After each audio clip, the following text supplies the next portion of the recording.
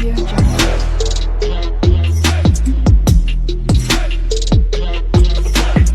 Audio Jungle. अस्सलाम वालेकुम, welcome back to my channel guys. तो कैसे आप सब, उम्मीद करती हूँ आप सब ठीक होंगे। अल्लाह का शुक्र है, मैं भी बिल्कुल ठीक हूँ।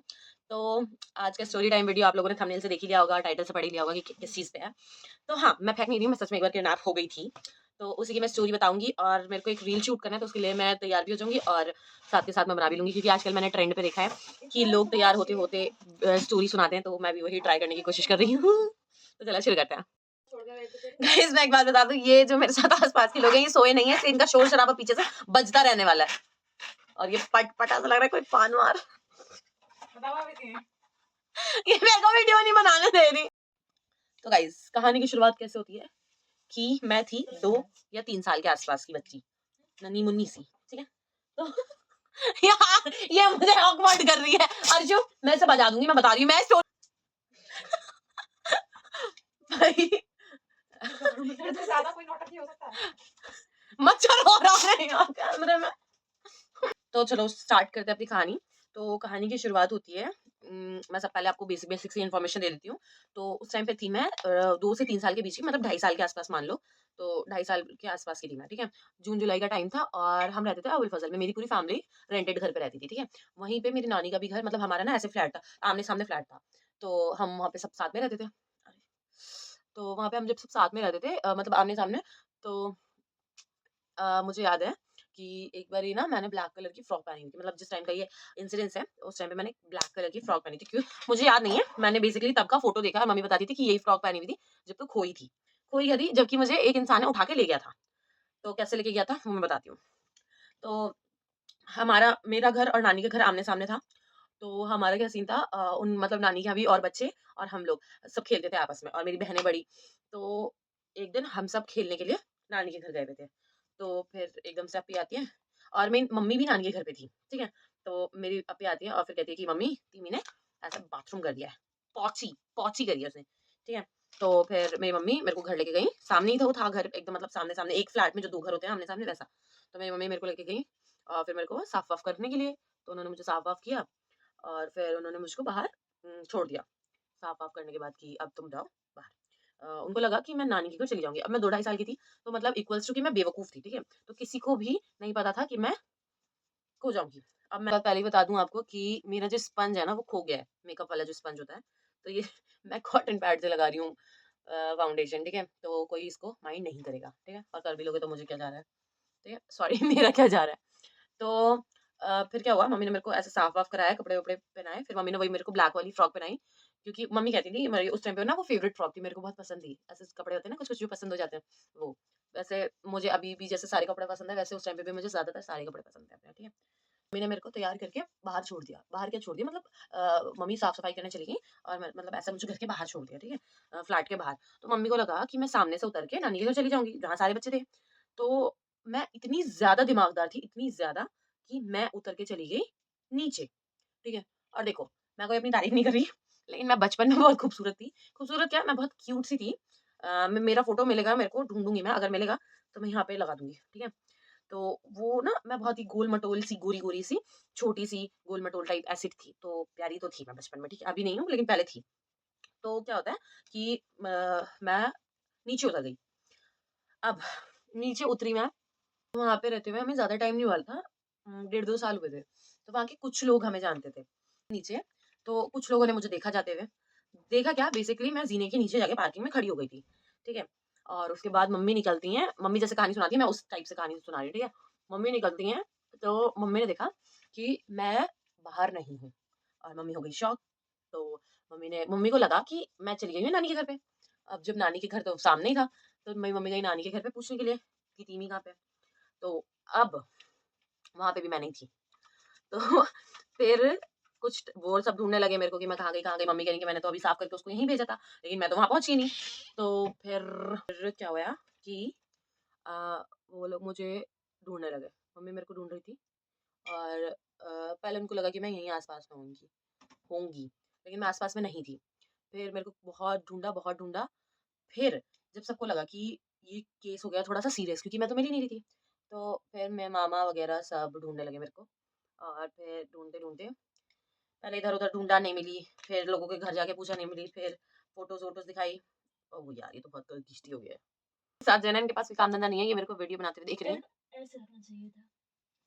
अब ये ज्ञान देंगी, जिस टाइम पे मैं वीडियो बना रही थी, उस टाइम पे किसी के मुँह से कुछ नहीं निकल रहा था और अब ये मेरे को ज्ञान देंगी, इसको ऐसे नहीं, इसको ऐसे रखना चाहिए था, इसको वैसे नहीं, इसको वैसे करना चाहिए था। ठीक है? तो ऐसे लोगों को ना गाइस इग्नोर कर देना चाहिए, ठीक है? हुँ, सीख लो, टीमी पापा ही सिखा सकती हैं तुम्हें। बिल्कुल। How to live your life guys. बिल्कुल, टीच एंड बिल्कुल। टीमी। और क्या? मैंने अपनी आँखों के गड्ढे भी छुपा लिए, वैसे पहले भी वो फ़िल्टर में नहीं दिख रही थी, अभी नहीं दिख रही हैं, ठीक है? खैर मैं ज़्यादातर ऐसे फ़िल्टर यूज़ करती हूँ जो नेचुरल दिखे, नेचुरल, ओके? चलो, तो बैक टू द स्टोरी। तो हम कहाँ पे थे? फिर सब मुझे ढूँढ रहे थे। इतना फालतू बोल रही है ना पीछे। मेरी मम्मी का ना बीपी बहुत जल्दी हाई भी हो जाता है और लो भी हो जाता है, मतलब बहुत फ्लक्चुएट करता है उनका बीपी।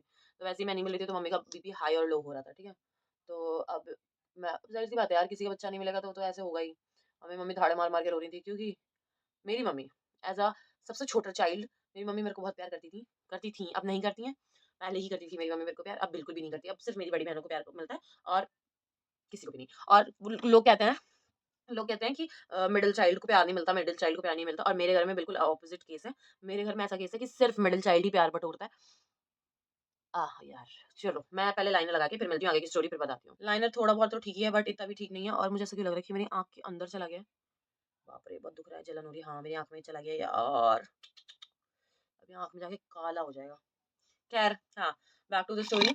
तो क्या होता है कि वो लोग मेरे को ढूँढ रहे हैं और मैं नहीं मिल रही हूँ और मेरी मम्मी की हालत टाइम पे टाइम और ख़राब होती जा रही है। उनको लग रहा है कि अब मैं नहीं मिल पाऊँगी। तुम भी आ जाओ, तुम भी आ जाओ, तुम भी आ जाओ। चलो भागो। हाँ, तो अब उनको लग रहा था कि मेरे मामा सबको तो कि इस किसी ने देखा है, मतलब मस्जिद से जमाती आते जाते थे, उनको दिखा रही थी कि इसको देखा है या नहीं देखा। तो किसी ने भी नहीं देखा था। अचानक से एक अंकल कहते हैं कि अभी इसको मैंने एक आदमी के साथ जाते हुए देखा है, आदमी के साथ जाते हुए देखा है और ये बच्ची रो रही थी बहुत और अभी ये यहाँ से गई है। अब वो सब शॉक्ड। तो फिर क्या होता है कि अब तो मैं मिल नहीं रही थी काफ़ी टाइम से और मुझे ये सुन के तो सबकी जान में जान आ गई कि मिल गई अब ये। तो सब अब उन अंकल के पीछे, उन अंकल ने बोला कि आप हमें मिलवा दो, कहाँ है वो, ये वो फलाना-ढिमकाना। मेरे मामा ने बोला उन अंकल से कि आप मुझे मिलवा दो ये वो, कि कहाँ की तरफ गए हैं वो लोग ये वो।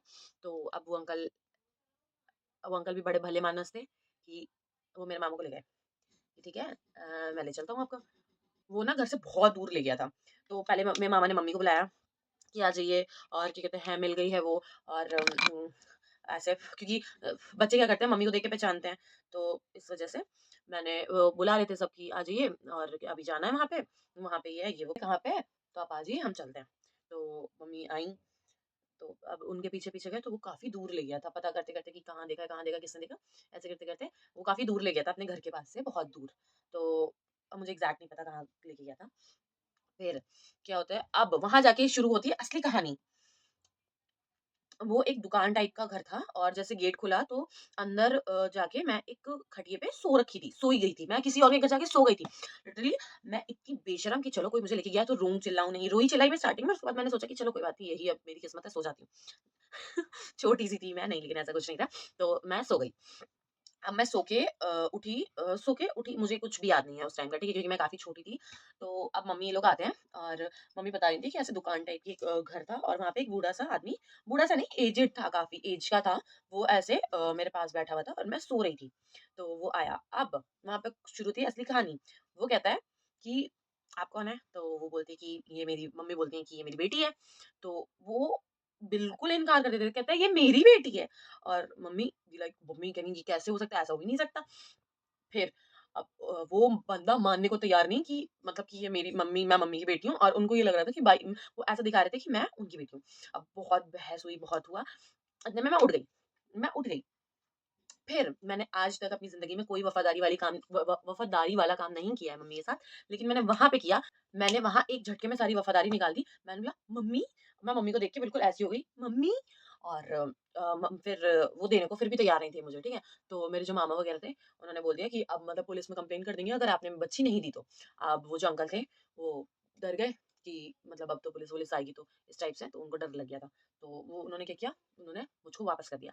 लेकिन अब मैं रिग्रेट करती हूँ कि काश! वो मुझे वापस ना करते तो आज मैं पता नहीं कहाँ होती।